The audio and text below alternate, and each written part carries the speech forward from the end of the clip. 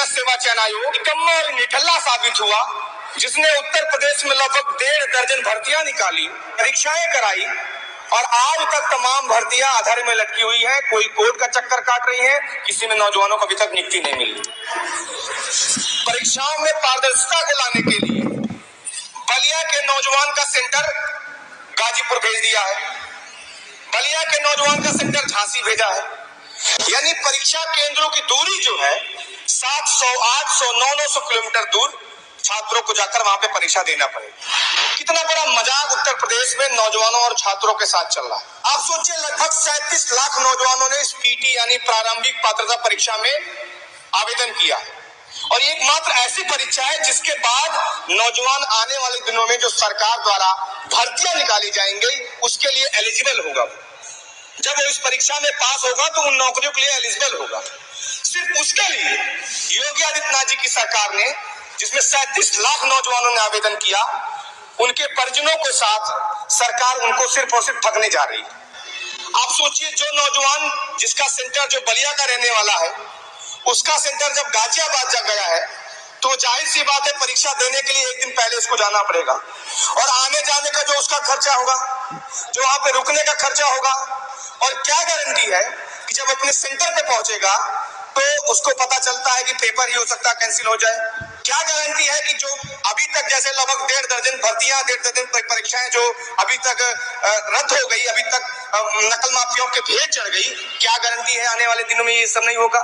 Number 1 लेखपाल भर्ती लगभग 9,000 जिसमें सीटें थी और जिसमें आयोग को जानकारी दी जाती है कि 15,000 लेखपाल भर्ती में 15,000 नौजवान संदिग्ध थे।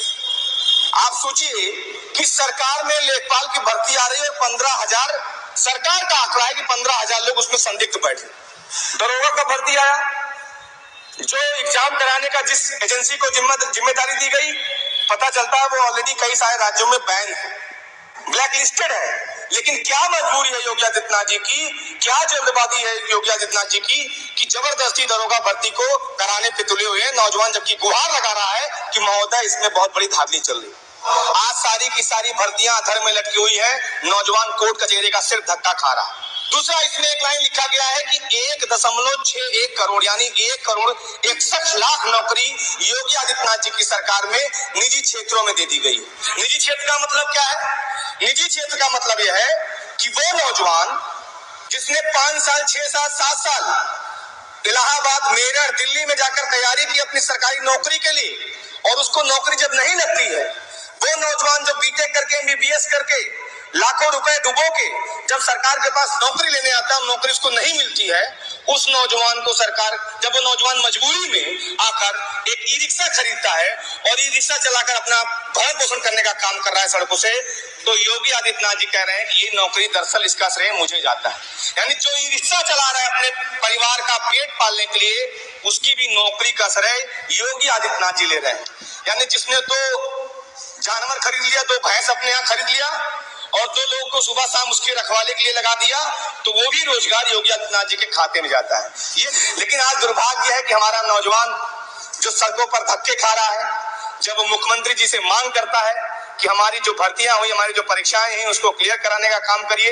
मैं सरकार से निवेदन करूंगा कि इनके दम पे आपने उत्तर प्रदेश में दोबारा सरकार बनाई है, इन्हीं के कंधे पर बैठ के आप दोबारा सत्ता के शिखर पे पहुंचे हुए हैं, इनके साथ इस तरीके से छलावा करने का काम बंद करिए।